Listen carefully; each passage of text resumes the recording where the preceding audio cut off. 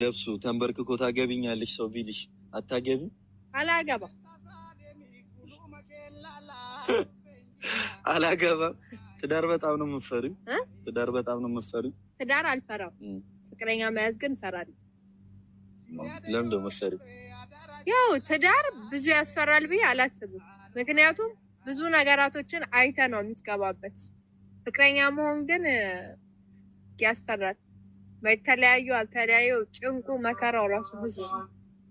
ስለዚህ እኔ ልክ እንዳገኘሁት በማግስቱ ነው ማገባው። አዳሜ ሆይ ካለ ስማ።